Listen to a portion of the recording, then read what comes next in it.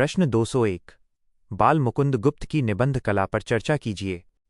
हिंदी निबंध परंपरा में बाल मुकुंद गुप्त का स्थान एक सशक्त व्यंग्यात्मक, राष्ट्रवादी और पत्रकार निबंधकार के रूप में विशेष रूप से महत्वपूर्ण है। वे भारतेंदु युग के उत्तरार्ध और द्विवेदी युग के आरंभिक चरण के प्रतिनिधि माने जाते हैं। उनके निबंधों ने हिंदी गद्य को तेजस्वी ओज, व्यंग्य और राष्ट्रीय चेतना प्रदान की। बाल मुकुंद गुप्त की निबंध कला की सबसे प्रमुख विशेषता उनका प्रखर व्यंग्य है। उनका व्यंग्य केवल हास्य उत्पन्न करने के लिए नहीं, बल्कि सामाजिक और राजनीतिक विसंगतियों पर तीखा प्रहार करने के लिए है। अंग्रेजी शासन की दमनकारी नीतियां, भारतीय समाज की कायरता, अंधानुकरण और नैतिक पतन उनके व्यंग्य के मुख्य लक्ष्य हैं। वे कटाक्ष के माध्यम से पाठक को झकझोरते हैं। उनकी निबंध शैली में ओज और आवेग का विशेष स्थान है। वे तटस्थ विश्लेषक की तरह नहीं, बल्कि एक जागरूक देशभक्त की तरह लिखते हैं।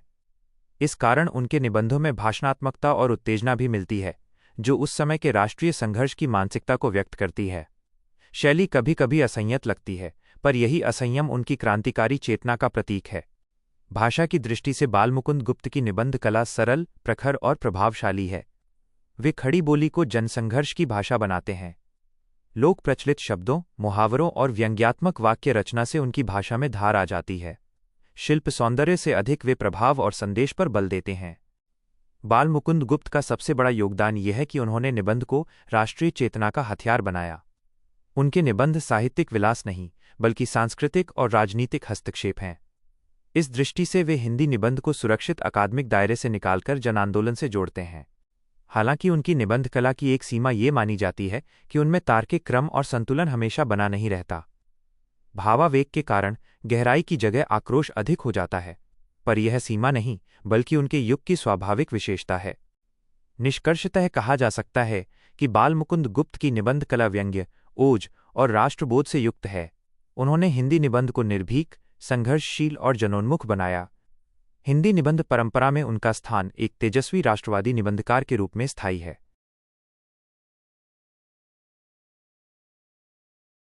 प्रश्न 202। सरदार अध्यापक पूर्ण सिंह की निबंध कला पर चर्चा कीजिए। हिंदी निबंध परंपरा में पूर्ण सिंह का स्थान एक अद्वितीय ललित निबंधकार, दार्शनिक और आत्मानुभूति के लेखक के रूप में सुरक्षित है। वे शुक्ल युग के समानांतर विकसित उस निबंध परंपरा के प्रतिनिधि हैं जिसमें तर्क और उपदेश के स्थान पर अनुभूति, आत्मसंवाद और जीवन दर्शन को केंद्र में रखा गया। उनकी निबंध कला हिंदी गद्य को गहरी संवेदनशीलता और आत्मिक ऊंचाई प्रदान करती है। पूर्ण सिंह की निबंध कला की सबसे प्रमुख विशेषता उनका आत्मानुभूति परक स्वर है। उनके निबंध बाहरी विषयों की विवेचना नहीं, बल्कि भीतर के मनुष्य की खोज हैं। वे जीवन, मृत्यु, प्रेम, प्रकृति, धर्म और आत्मा जैसे विषयों पर लिखते हैं, पर किसी सिद्धांत को स्थापित करने के लिए नहीं, बल्कि अनुभव को साझा करने के लिए। इसी कारण उनके निबंध पढ़ते हुए पाठक को किसी विद्वान का उपदेश नहीं, बल्कि एक साधक का आत्मसंवाद सुनाई देता है। शैली की दृष्टि से पूर्ण सिंह की निबंध कला अत्यंत काव्यात्मक, प्रवाहपूर्ण और भावप्रधान है। उनकी भाषा में लय है, संगीत है और गहन आत्मीयता है। वे गद्य में भी कविता की संवेदना भर देते हैं।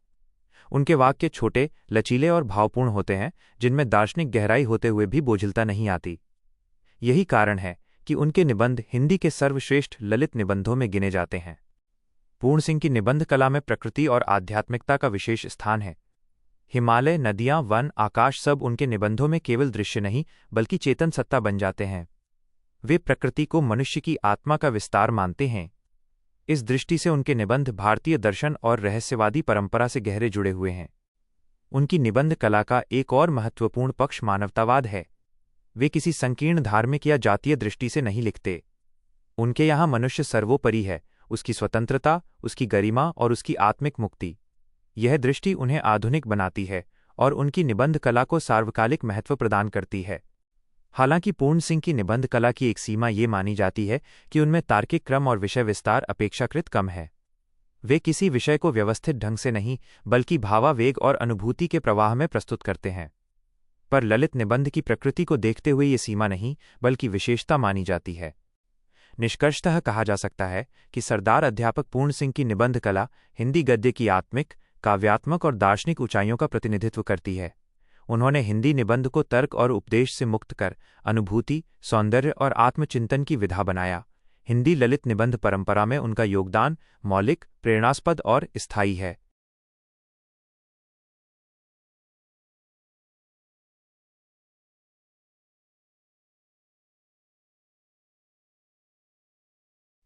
प्रश्न 203। बाबू गुलाब राय की निबंध कला तथा भारतीय संस्कृति की अवधारणा पर चर्चा कीजिए। हिंदी निबंध परंपरा में बाबू गुलाब राय का स्थान एक गंभीर वैचारिक, सांस्कृतिक और तर्क प्रधान निबंधकार के रूप में अत्यंत महत्वपूर्ण है। वे शुक्लोत्तर युग के उन लेखकों में हैं जिन्होंने हिंदी निबंध को भावुकता और आत्मानुभूति से आगे बढ़ाकर बौद्धिक विवेचन और सांस्कृतिक विश्लेषण का माध्यम बनाया। विशेष रूप से भारतीय संस्कृति पर उनके निबंध हिंदी गद्य की वैचारिक परंपरा में विशिष्ट स्थान रखते हैं। बाबू गुलाब राय की निबंध कला की सबसे प्रमुख विशेषता उसका तार्किक और विश्लेषणात्मक स्वर है। वे किसी विषय को भावावेग से नहीं, बल्कि क्रमबद्ध विचार और तर्क के सहारे प्रस्तुत करते हैं। उनके निबंधों में विचारों की स्पष्टता, विषय की गहराई और निष्कर्ष की संतुलित प्रस्तुति दिखाई देती है। इस कारण उनके निबंध पाठक को केवल प्रभावित नहीं करते, बल्कि बौद्धिक रूप से प्रशिक्षित भी करते हैं। भारतीय संस्कृति के संदर्भ में बाबू गुलाब राय की दृष्टि ऐतिहासिक और समन्वयवादी है। वे संस्कृति को किसी जड़ परंपरा या धार्मिक रूढ़ि के रूप में नहीं देखते, बल्कि उसे एक सजीव, विकासशील और मानव केंद्रित प्रक्रिया मानते हैं। उनके निबंधों में भारतीय संस्कृति की निरंतरता, सहिष्णुता और समन्वय की भावना पर विशेष बल मिलता है। वे यह स्पष्ट करते हैं कि भारतीय संस्कृति विभिन्न जातियों, धर्मों और विचारों के पारस्परिक संवाद से विकसित हुई है। उनकी निबंध कला का एक महत्वपूर्ण पक्ष यह है कि वे पूर्व और पश्चिम की तुलना के माध्यम से भारतीय संस्कृति की विशेषताओं को रेखांकित करते हैं। वे न तो अंधराष्ट्रवादी गर्व दिखाते हैं और न ही पश्चिमी सभ्यता के प्रति हीन भावना। उनकी दृष्टि संतुलित है। वे भारतीय संस्कृति की आध्यात्मिकता, मानवता और जीवन दृष्टि को स्वीकार करते हुए उसकी कमजोरियों पर भी विवेकपूर्ण आलोचना करते हैं। भाषा और शैली की दृष्टि से बाबू गुलाब राय की निबंध कला स्पष्ट, संयमित और गंभीर है। उनकी भाषा में अनावश्यक अलंकरण नहीं मिलता। शब्द चयन सटीक है और वाक्य रचना तर्क के अनुकूल है। यह शैली वैचारिक निबंध के लिए अत्यंत उपयुक्त है, यद्यपि इससे निबंधों में ललितता और भावात्मकता सीमित हो जाती है। उनका सबसे बड़ा योगदान यह है कि उन्होंने हिंदी निबंध को भारतीय संस्कृति के बौद्धिक अध्ययन से जोड़ा। उन्होंने ये सिद्ध किया कि संस्कृति पर लिखना केवल गौरवगान नहीं, बल्कि आलोचनात्मक विवेक की मांग करता है। इस दृष्टि से उनके निबंध आधुनिक सांस्कृतिक चेतना के प्रतिनिधि हैं। निष्कर्षतः कहा जा सकता है कि बाबू गुलाब राय की निबंध कला विचार प्रधान, तर्कसंगत और सांस्कृतिक दृष्टि से समृद्ध है। भारतीय संस्कृति पर उनके निबंध हिंदी गद्य को बौद्धिक गहराई, ऐतिहासिक चेतना और संतुलित दृष्टि प्रदान करते हैं। हिंदी निबंध परंपरा में उनका योगदान एक गंभीर सांस्कृतिक चिंतक के रूप में स्थायी और मूल्यवान है।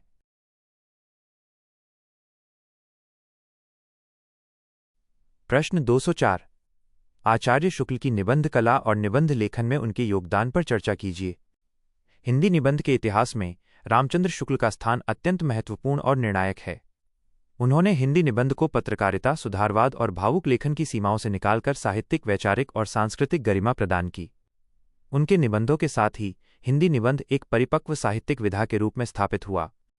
आचार्य शुक्ल की निबंध कला की मूल विशेषता उसका तर्क प्रधान और विवेचनात्मक स्वर है। वे किसी भी विषय पर लिखते समय भावावेग या कल्पना के सहारे नहीं चलते, बल्कि स्पष्ट तर्क, ऐतिहासिक संदर्भ और तथ्यात्मक आधार पर विचार प्रस्तुत करते हैं। उनके निबंधों में विचारों की क्रमबद्धता, विषय की गहन समझ और निष्कर्ष की स्पष्टता मिलती है।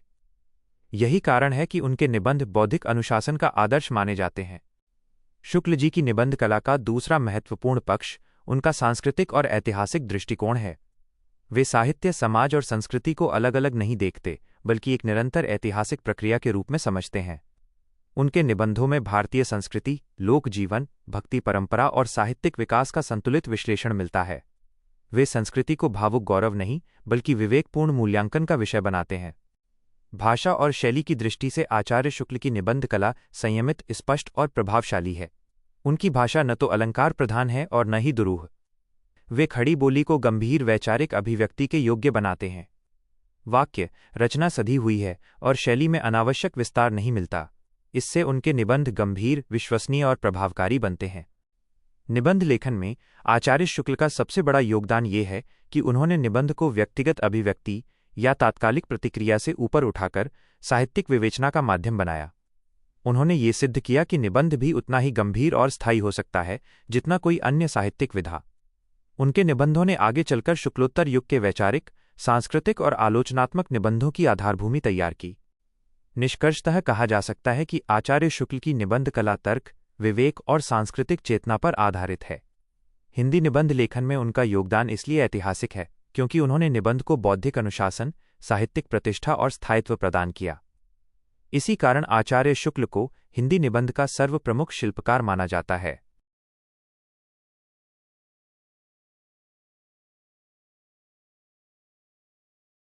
प्रश्न 205। हिंदी के ललित निबंध पर चर्चा कीजिए। हिंदी के ललित निबंध निबंध विधा की वह धारा हैं जिनमें तर्क, उपदेश और सिद्धांत के स्थान पर अनुभूति, संवेदना, सौंदर्य और आत्मीय संवाद को प्रधानता दी जाती है।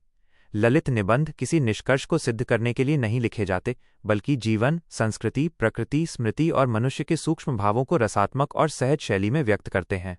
यही कारण है कि ललित निबंध को हिंदी गद्य की सबसे सौम्य, आत्मीय और सृजनात्मक विधा माना जाता है।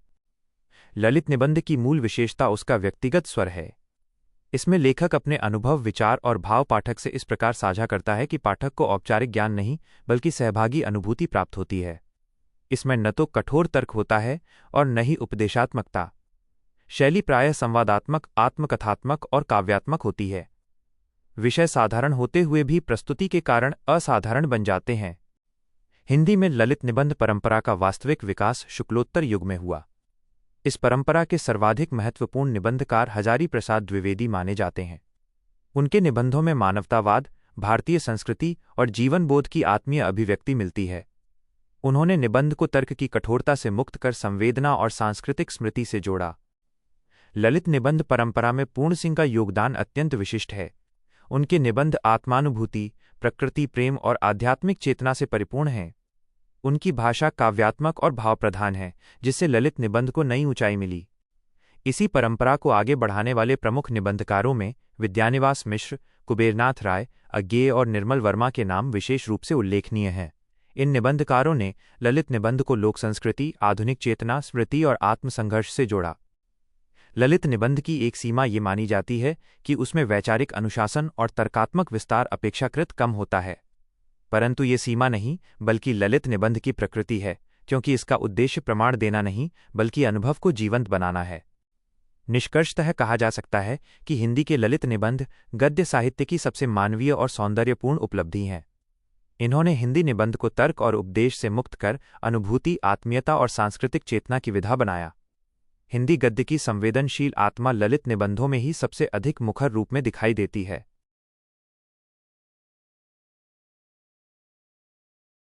प्रश्न 206। ललित निबंध परंपरा में डॉक्टर विद्यानिवास मिश्र के योगदान पर चर्चा कीजिए।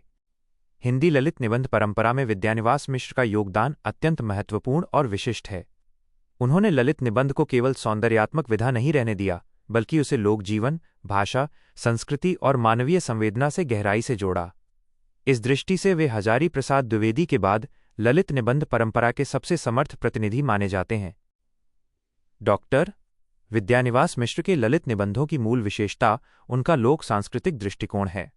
वे संस्कृति को ग्रंथों या शास्त्रों तक सीमित नहीं रखते, बल्कि उसे लोकगीतों, लोकभाषा, रीति रिवाजों और जनजीवन की सहज प्रवृत्तियों में खोजते हैं। उनके निबंधों में गांव, किसान, साधारण मनुष्य, ऋतुएं, त्योहार और भाषा की सुगंध स्वाभाविक रूप से बसी हुई है। इस कारण उनके निबंध पढ़ते समय पाठक को अपनी ही मिट्टी की अनुभूति होती है। उनकी निबंध शैली अत्यंत सरल, आत्मीय और संवादात्मक है। वे पाठक से ऊपर खड़े होकर नहीं लिखते, बल्कि उसके साथ बैठकर बात करते हैं। उनकी भाषा में न तो बौद्धिक दुरूहता है और न ही शिल्प का दिखावा। शब्द चयन सहज है, वाक्य रचना लयात्मक है और अभिव्यक्ति में गहरी संवेदना है। इसी सहजता के कारण उनके निबंध ललित परंपरा के उत्कृष्ट उदाहरण माने जाते हैं। डॉक्टर विद्यानिवास मिश्र का एक महत्वपूर्ण योगदान यह है कि उन्होंने ललित निबंध को भाषा चिंतन से जोड़ा। उनके निबंधों में हिंदी और लोक भाषाओं की शक्ति, अर्थवत्ता और सांस्कृतिक भूमिका पर सूक्ष्म विचार मिलता है। वे भाषा को केवल अभिव्यक्ति का साधन नहीं, बल्कि संस्कृति की वाहक चेतना मानते हैं। ये दृष्टि हिंदी निबंध को गहरी बौद्धिक और सांस्कृतिक ऊंचाई देती है। उनके ललित निबंधों में मानवतावाद भी केंद्रीय तत्व है। वे आधुनिकता के दबाव, उपभोक्तावाद और सांस्कृतिक विस्मृति के बीच मनुष्य की जड़ों को पहचानने का आग्रह करते हैं। यह आग्रह उपदेशात्मक नहीं, बल्कि संवेदनात्मक है। वे पाठक को सोचने के लिए विवश करते हैं, पर किसी निष्कर्ष को थोपते नहीं। निष्कर्षतः कहा जा सकता है कि ललित निबंध परंपरा में डॉक्टर विद्यानिवास मिश्र का योगदान लोक संस्कृति, भाषा संवेदना और आत्मीय अभिव्यक्ति के स्तर पर अत्यंत महत्वपूर्ण है। उन्होंने ललित निबंध को शास्त्रीय बौद्धिकता से मुक्त कर जनजीवन की आत्मा से जोड़ा। हिंदी ललित निबंध की परंपरा उनके बिना न तो इतनी सहज होती और न ही इतनी गहरी। प्रश्न 207। ललित निबंध परंपरा में हजारी प्रसाद द्विवेदी का योगदान स्पष्ट कीजिए। हिंदी ललित निबंध परंपरा में हजारी प्रसाद द्विवेदी का योगदान सर्वाधिक महत्वपूर्ण और आधारभूत माना जाता है। उन्होंने हिंदी निबंध को तर्क, शास्त्र और उपदेश की सीमाओं से मुक्त कर अनुभूति, आत्मीयता और मानवीय संवेदना की सृजनात्मक विधा के रूप में प्रतिष्ठित किया। इसी कारण उन्हें हिंदी ललित निबंध परंपरा का प्रमुख स्तंभ माना जाता है। हजारी प्रसाद द्विवेदी के ललित निबंधों की मूल विशेषता उनका मानवतावादी दृष्टिकोण है।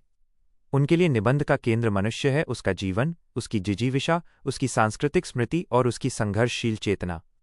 वे किसी विषय पर अंतिम निर्णय नहीं देते, बल्कि पाठक के साथ संवाद करते हुए उसे सोचने के लिए प्रेरित करते हैं। यह संवादात्मकता ललित निबंध की आत्मा है। उनका दूसरा महत्वपूर्ण योगदान भारतीय संस्कृति की आत्मीय व्याख्या है। द्विवेदी जी संस्कृति को न तो रूढ़ परंपरा मानते हैं और न ही भावुक गौरव का विषय।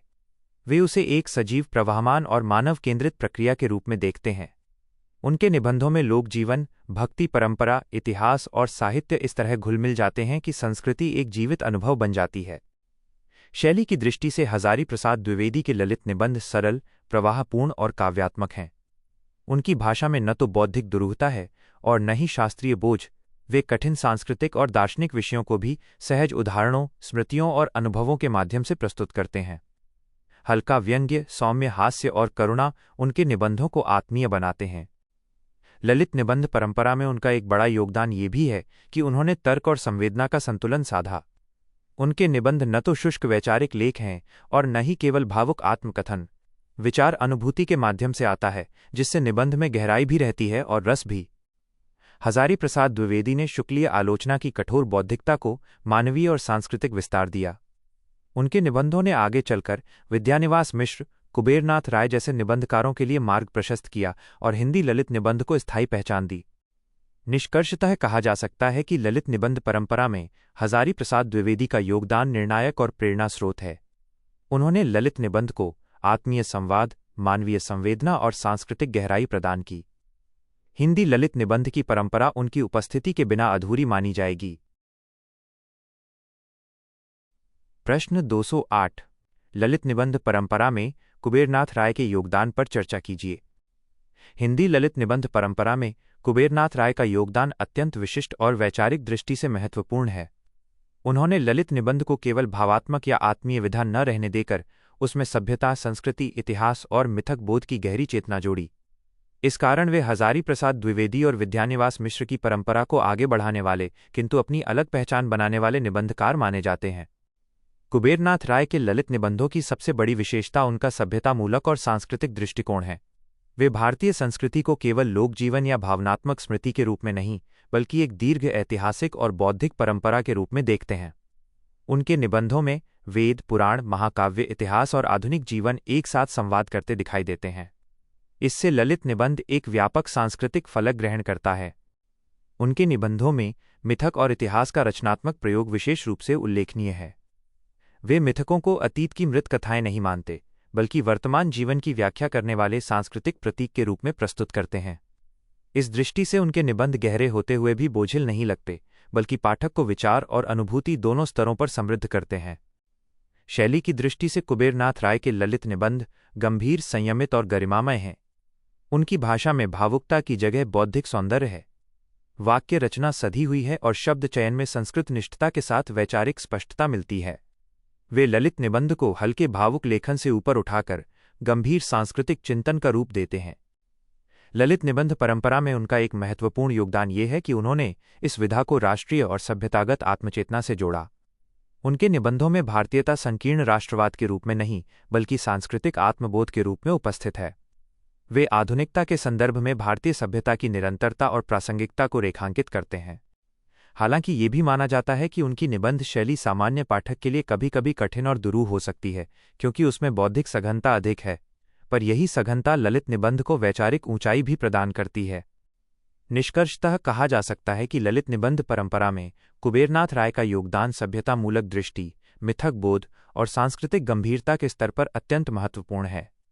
उन्होंने ललित निबंध को आत्मीयता के साथ साथ बौद्धिक गरिमा प्रदान की और हिंदी निबंध को एक व्यापक सांस्कृतिक संवाद का माध्यम बनाया। प्रश्न 209। प्रेमचंद के निबंध साहित्य का स्वरूप, संवेदना और शिल्प पर चर्चा कीजिए। हिंदी साहित्य में मुंशी प्रेमचंद को मुख्यतः कथाकार के रूप में जाना जाता है, पर उनका निबंध साहित्य भी हिंदी गद्य की एक महत्वपूर्ण, वैचारिक और संवेदनशील उपलब्धि है। प्रेमचंद के निबंध उनके कथा साहित्य का ही विस्तार प्रतीत होते हैं, क्योंकि उनमें भी वही सामाजिक सरोकार, मानवीय संवेदना और यथार्थ बोध उपस्थित है। प्रेमचंद के निबंध साहित्य का स्वरूप मूलतः सामाजिक और विचार प्रधान है। उनके निबंध समाज की वास्तविक समस्याओं, गरीबी, शोषण, जाति भेद, नारी दुर्दशा, नैतिक पतन, शिक्षा और राष्ट्रीय चेतना से गहरे जुड़े हुए हैं। वे निबंध को आत्मविलास या सौंदर्य प्रदर्शन का साधन नहीं मानते, बल्कि उसे सामाजिक हस्तक्षेप और जनजागरण का माध्यम बनाते हैं। इस दृष्टि से उनके निबंध उद्देश्यपरक होते हुए भी मानवीय करुणा से परिपूर्ण हैं। संवेदना के स्तर पर प्रेमचंद के निबंधों की सबसे बड़ी विशेषता उनका गहन मानवतावाद है। वे समाज के हाशिए पर खड़े मनुष्य, किसान, मजदूर, स्त्री और दलित के पक्ष में खड़े दिखाई देते हैं। उनकी संवेदना भावुक नहीं, बल्कि यथार्थ से उपजी करुणा है। वे समस्याओं का रोना नहीं रोते, बल्कि उनके सामाजिक कारणों की पहचान करते हैं। इस कारण उनके निबंधों में नैतिक आग्रह के साथ साथ सामाजिक विवेक भी मिलता है। प्रेमचंद के निबंधों में नैतिक चेतना अत्यंत स्पष्ट है, पर वह उपदेशात्मक होकर बोझिल नहीं बनती। वे पाठक को सीधे आदेश नहीं देते, बल्कि तर्क, उदाहरण और अनुभव के माध्यम से उसे सोचने के लिए विवश करते हैं। उनकी संवेदना में करुणा है, पर साथ ही परिवर्तन की आकांक्षा भी है। शिल्प की दृष्टि से प्रेमचंद की निबंध शैली सरल, स्पष्ट और प्रभावशाली है।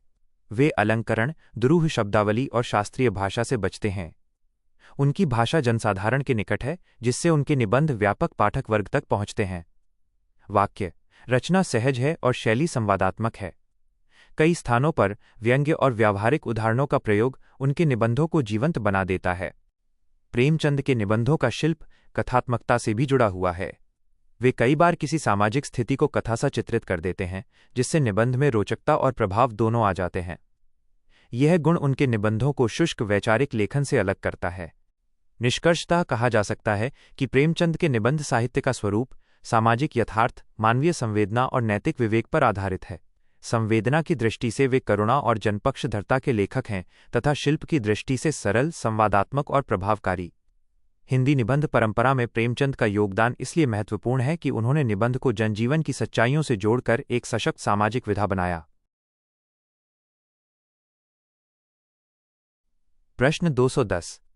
रामविलास शर्मा के निबंध तुलसी काव्य के सामंत विरोधी मूल्य में निहित संवेदना और शिल्प पर चर्चा कीजिए।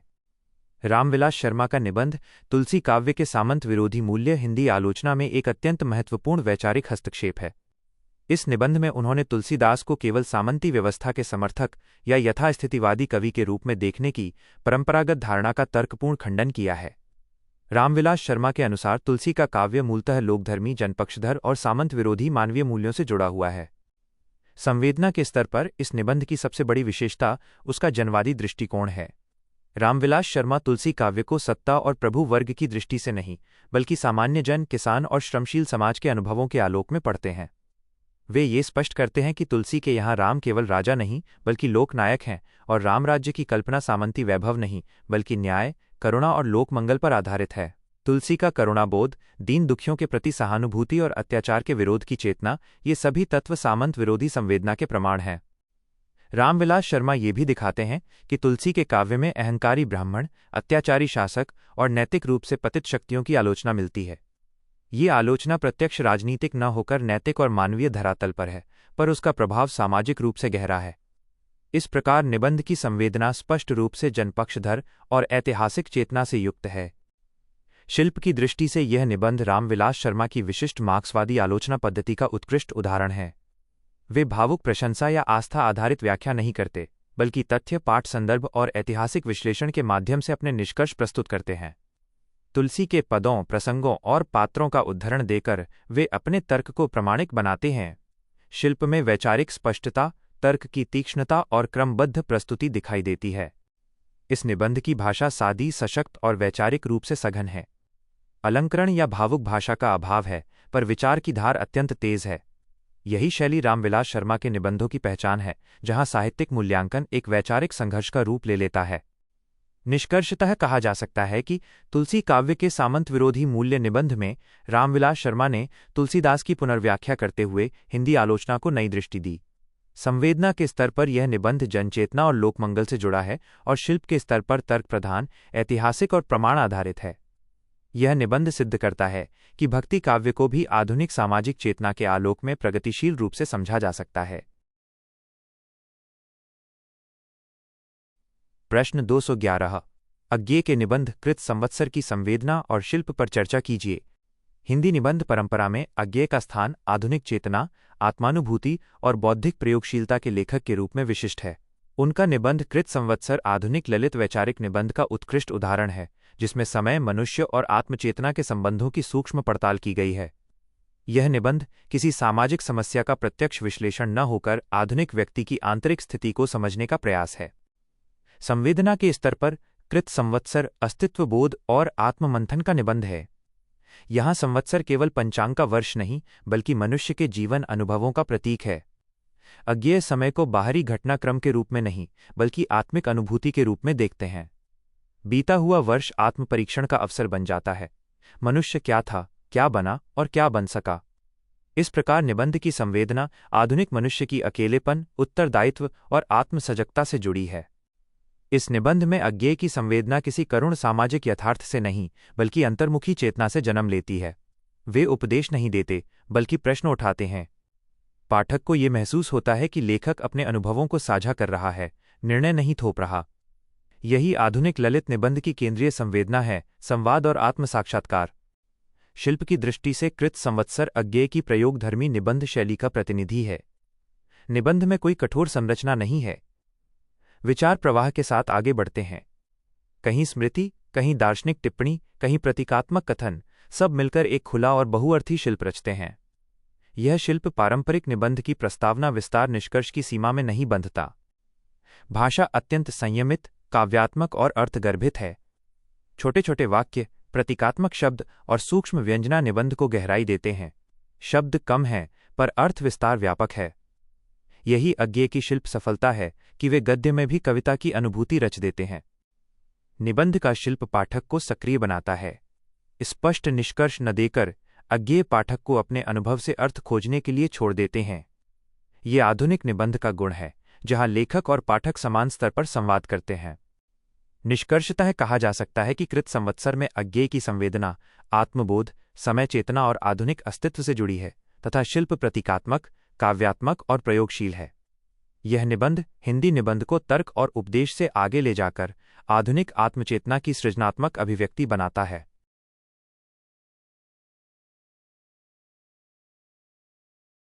प्रश्न 212। हिंदी रेखाचित्र, उद्भव और विकास पर चर्चा कीजिए। हिंदी साहित्य में रेखाचित्र गद्य की एक विशिष्ट और सजीव विधा है, जिसका उद्देश्य किसी व्यक्ति, चरित्र या व्यक्तित्व को संक्षिप्त, प्रभावशाली और रेखात्मक रूप में प्रस्तुत करना होता है। रेखाचित्र न तो पूर्ण जीवनी होता है और न ही कथा, बल्कि ये किसी व्यक्ति के स्वभाव, आचार विचार और जीवन संवेदना को कुछ चुनी हुई रेखाओं में उभार देता है। हिंदी रेखाचित्र का उद्भव आधुनिक हिंदी गद्य के विकास के साथ जुड़ा हुआ है। प्रारंभिक रूप से इसके तत्व जीवनी, संस्मरण और ललित निबंध में बिखरे हुए मिलते हैं, पर स्वतंत्र विधा के रूप में इसका विकास 20वीं शताब्दी के पूर्वार्ध में हुआ। जैसे जैसे हिंदी गद्य में व्यक्तित्व बोध और आत्मीय संवेदना बढ़ी, वैसे वैसे रेखाचित्र का स्वरूप स्पष्ट होता गया। हिंदी में रेखाचित्र को विधागत प्रतिष्ठा दिलाने का श्रेय प्रायः महादेवी वर्मा को दिया जाता है। उनके रेखाचित्रों में व्यक्तित्व का चित्रण करुणा, सहानुभूति और मानवीय संवेदना के साथ हुआ है। उन्होंने साधारण और उपेक्षित व्यक्तियों को भी गहरी आत्मीयता के साथ प्रस्तुत किया। उनके रेखाचित्रों में बाहरी घटनाओं से अधिक अंतरंग भाव जगत उभरकर सामने आता है। इससे रेखाचित्र एक भावात्मक और कलात्मक विधा के रूप में स्थापित हुआ। रेखाचित्र के विकास में बनारसी दास चतुर्वेदी का योगदान भी उल्लेखनीय है। उनके रेखाचित्रों में ऐतिहासिक और सार्वजनिक व्यक्तित्वों का तथ्यपरक, संतुलित और प्रभावशाली चित्रण मिलता है। उन्होंने रेखाचित्र को जीवनी से अलग करते हुए उसे संक्षिप्त और प्रभावोत्पादक बनाया। इसके बाद हिंदी रेखाचित्र में विविधता और विस्तार आया। कुछ रेखाचित्रकारों ने इसमें ललित निबंध की आत्मीयता जोड़ी, तो कुछ ने संस्मरण की तथ्यात्मकता। भाषा सरल, प्रवाहपूर्ण और शैली चित्रात्मक होती गई। रेखाचित्र में अब केवल व्यक्ति का बाहरी रूप नहीं, बल्कि उसकी मानसिक संरचना और जीवन दृष्टि भी उभरने लगी। विकास क्रम में रेखाचित्र का दायरा साहित्यकारों, समाजसेवियों, स्वतंत्रता सेनानियों से बढ़कर सामान्य मनुष्य तक फैल गया। इससे यह विधा अधिक लोकतांत्रिक और मानवीय बनी। रेखाचित्र में लेखक की दृष्टि और संवेदना निर्णायक तत्व बन गई। एक ही व्यक्ति पर अलग अलग रेखाचित्र अलग प्रभाव उत्पन्न करने लगे। निष्कर्षतः कहा जा सकता है कि हिंदी रेखाचित्र का उद्भव आधुनिक गद्य की संवेदनशीलता से हुआ और उसका विकास महादेवी वर्मा जैसे लेखकों के हाथों कलात्मक ऊंचाई तक पहुंचा। आज रेखाचित्र हिंदी गद्य की एक सशक्त, आत्मीय और प्रभावकारी विधा के रूप में स्थापित है, जो कम शब्दों में अधिक कहने की क्षमता रखती है। प्रश्न 213। हिंदी संस्मरण, उद्भव और विकास पर चर्चा कीजिए। हिंदी साहित्य में संस्मरण गद्य की वह विधा है जिसमें लेखक अपने जीवन से जुड़े किसी व्यक्ति, घटना या अनुभव को स्मृति के आधार पर आत्मीय और भावनात्मक ढंग से प्रस्तुत करता है। संस्मरण न तो शुद्ध आत्मकथा है और न ही इतिहास, बल्कि ये व्यक्तिगत अनुभव और मानवीय संवेदना का साहित्यिक रूप है।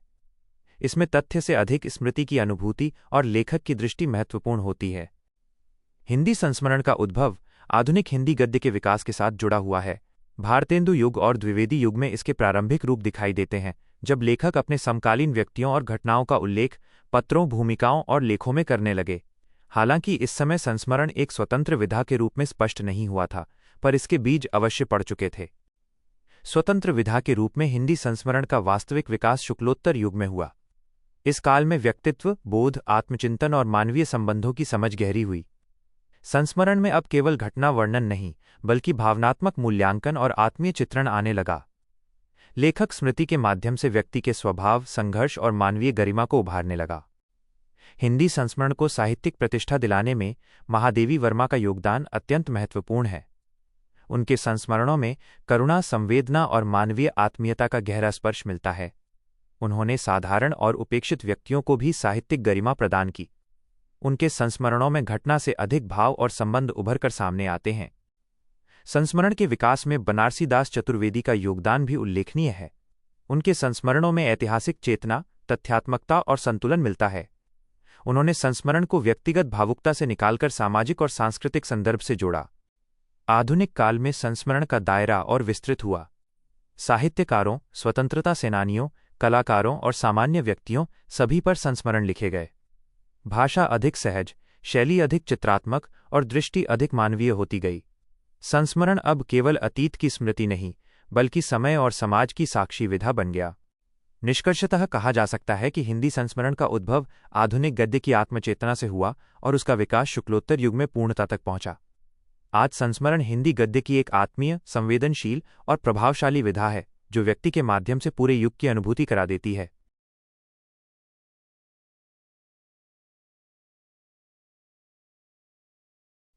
प्रश्न 214। हिंदी यात्रा वृत्तांत पर चर्चा कीजिए। हिंदी साहित्य में यात्रा वृत्तांत गद्य की वो विधा है जिसमें लेखक अपनी यात्राओं के अनुभवों को स्थल, समाज, संस्कृति और आत्मानुभूति के साथ प्रस्तुत करता है। यह केवल स्थान वर्णन नहीं, बल्कि देखे गए जीवन का संवेदनात्मक और वैचारिक दस्तावेज होता है। यात्रा वृत्तांत में लेखक बाहर की यात्रा के साथ साथ भीतर की यात्रा भी करता है। हिंदी यात्रा वृत्तांत का उद्भव आधुनिक हिंदी गद्य के विकास से जुड़ा है। प्रारंभिक रूप में इसके तत्व संस्मरण, आत्मकथा और निबंध में बिखरे हुए मिलते हैं। भारतेंदु युग और द्विवेदी युग में यात्राओं के विवरण तो मिलते हैं, पर वे अधिकतर वर्णनात्मक और सूचनात्मक थे। स्वतंत्र साहित्यिक विधा के रूप में यात्रा वृत्तांत का वास्तविक विकास शुक्लोत्तर युग और आधुनिक काल में हुआ। हिंदी यात्रा वृत्तांत को साहित्यिक गरिमा देने में राहुल सांकृत्यायन का योगदान सर्वाधिक महत्वपूर्ण है। उन्होंने यात्रा वृत्तांत को ज्ञान, इतिहास, संस्कृति और दर्शन से जोड़ा। उनकी रचनाओं में यात्रा केवल घूमना नहीं, बल्कि ज्ञान अन्वेषण और सांस्कृतिक खोज बन जाती है। इसी कारण उन्हें हिंदी यात्रा वृत्तांत का पितामह कहा जाता है। यात्रा वृत्तांत के विकास में अज्ञेय का योगदान भी उल्लेखनीय है। उनके यात्रा वृत्तांतों में बाहरी दृश्य से अधिक आंतरिक अनुभूति और आधुनिक चेतना दिखाई देती है। यात्रा उनके लिए आत्मचिंतन और संवेदनात्मक अनुभव का माध्यम बन जाती है। आधुनिक हिंदी यात्रा वृत्तांत में निर्मल वर्मा जैसे लेखकों ने इसे स्मृति, अकेलेपन और सांस्कृतिक तुलना से जोड़ा। उनके यहाँ यात्रा स्थल से अधिक मन की अवस्था को व्यक्त करती है। इससे यात्रा वृत्तांत अधिक ललित, आत्मीय और दार्शनिक बन गया। हिंदी यात्रा वृत्तांत की प्रमुख विशेषता उसका चित्रात्मक शिल्प है। लेखक भाषा के माध्यम से पाठक को यात्रा में सहभागी बना देता है। प्रकृति, नगर, लोग, रीति रिवाज और सामाजिक व्यवहार सजीव रूप में सामने आते हैं। साथ ही लेखक की दृष्टि वैचारिक, मानवीय या सांस्कृतिक इस विधा को विशिष्ट बनाती है। यात्रा वृत्तांत का महत्व इस बात में है कि वो पाठक को दूसरी संस्कृतियों और समाजों से परिचित कराता है और उसकी दृष्टि व्यापक बनाता है। यह विधा सूचना के साथ संवेदना भी देती है, जिससे साहित्य और जीवन का गहरा संबंध स्थापित होता है। निष्कर्षतः कहा जा सकता है कि हिंदी यात्रा वृत्तांत आधुनिक गद्य की एक समृद्ध, बहुआयामी और जीवंत विधा है। राहुल सांकृत्यायन से लेकर समकालीन लेखकों तक इस विधा ने हिंदी साहित्य को विश्व दृष्टि, सांस्कृतिक बोध और मानवीय संवेदना प्रदान की है। प्रश्न 215। महादेवी वर्मा के रेखाचित्रों और संस्मरणों की जीवंतता पर प्रकाश डालिए। हिंदी गद्य साहित्य में महादेवी वर्मा का स्थान केवल एक छायावादी कवयित्री के रूप में ही नहीं, बल्कि एक अत्यंत संवेदनशील रेखाचित्रकार और संस्मरणकार के रूप में भी विशिष्ट है। उनके रेखाचित्र और संस्मरण हिंदी गद्य की सबसे जीवंत, करुण और मानवीय उपलब्धियों में गिने जाते हैं। महादेवी वर्मा के रेखाचित्रों की जीवंतता का मूल आधार उनकी करुणा और सहानुभूति है। वे जिन व्यक्तियों का रेखाचित्र प्रस्तुत करती हैं, उन्हें बाहर से नहीं देखती, बल्कि अंदर से अनुभव करती हैं। उनके रेखाचित्रों में व्यक्ति कोई सामाजिक पद या उपलब्धि नहीं, बल्कि एक संवेदनशील मनुष्य के रूप में उपस्थित होता है। साधारण, उपेक्षित और पीड़ित लोग, जैसे सेविका, वृद्ध, बालक या निर्धन, उनके रेखाचित्रों में गहरी गरिमा के साथ उभरते हैं। यही मानवीय दृष्टि उनके रेखाचित्रों को अत्यंत जीवंत बनाती है। उनके रेखाचित्रों की भाषा सरल, चित्रात्मक और भावप्रधान है। शब्दों के माध्यम से वे व्यक्ति के हाव-भाव, आचरण और मानसिक स्थिति को इस तरह उभारती हैं कि पाठक के सामने उसका जीवित चित्र उपस्थित हो जाता है। बाहरी विवरण कम और आंतरिक संवेदना अधिक होने के कारण रेखाचित्र केवल चित्रण नहीं, बल्कि भावात्मक अनुभव बन जाते हैं। महादेवी वर्मा के संस्मरणों की जीवंतता भी इसी संवेदनशीलता से उत्पन्न होती है। उनके संस्मरण किसी घटना का शुष्क विवरण नहीं होते, बल्कि स्मृति के भावात्मक पुनर्जीवन होते हैं। वे अतीत को वर्तमान में इस प्रकार ले आती हैं कि पाठक भी उस अनुभव का सहभागी बन जाता है। उनके संस्मरणों में समय, व्यक्ति और भावना एक दूसरे में घुल मिल जाते हैं। संस्मरणों में उनकी दृष्टि मौन और सूक्ष्म है। वे बड़े प्रसंगों या नाटकीय घटनाओं पर नहीं, बल्कि छोटे छोटे क्षणों पर ध्यान देती हैं, जिनमें जीवन की सच्ची संवेदना छिपी होती है। यही सूक्ष्मता उनके संस्मरणों को अत्यंत प्रभावशाली और जीवंत बनाती है। रेखाचित्र और संस्मरण दोनों में महादेवी वर्मा की शैली आत्मीय, करुण और काव्यात्मक है। उनका गद्य कविता की तरह बहता है, पर उसमें भावुकता का अतिरेक नहीं होता। करुणा उनके लेखन की आत्मा है, किंतु वो दया नहीं, बल्कि मानवीय बराबरी की करुणा है। निष्कर्षतः कहा जा सकता है कि महादेवी वर्मा के रेखाचित्र और संस्मरण हिंदी गद्य को मानवीय गहराई और संवेदनात्मक जीवंतता प्रदान करते हैं। उनकी दृष्टि व्यक्ति को वस्तु नहीं, आत्मा मानती है। इसी कारण उनके रेखाचित्र और संस्मरण आज भी पाठक के मन में जीवित अनुभव की तरह अंकित हो जाते हैं और हिंदी साहित्य की अमूल्य धरोहर माने जाते हैं। प्रश्न 216। संस्मरण और रेखाचित्र में अंतर स्पष्ट कीजिए।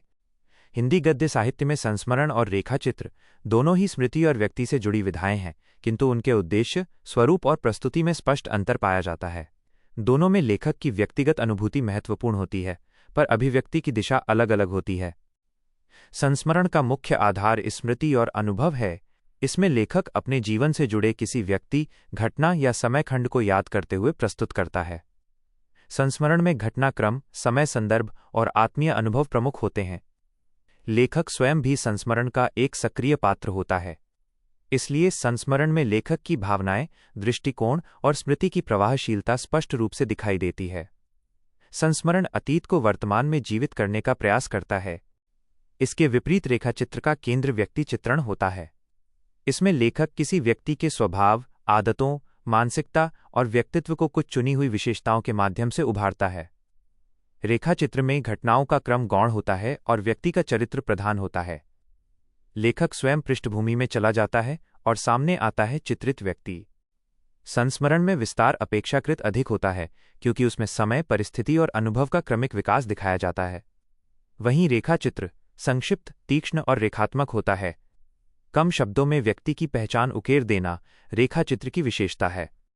भावात्मक स्तर पर संस्मरण में स्मृति की कोमलता और आत्मीयता अधिक होती है, जबकि रेखाचित्र में सूक्ष्म निरीक्षण और चित्रात्मकता अधिक महत्वपूर्ण होती है। संस्मरण पाठक को अनुभव में सहभागी बनाता है, रेखाचित्र पाठक के सामने व्यक्ति को सजीव खड़ा कर देता है।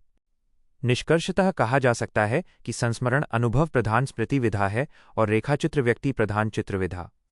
दोनों का उद्देश्य मानवीय जीवन को समझना है, पर संस्मरण स्मृति के माध्यम से और रेखाचित्र चरित्र चित्रण के माध्यम से ये कार्य करता है।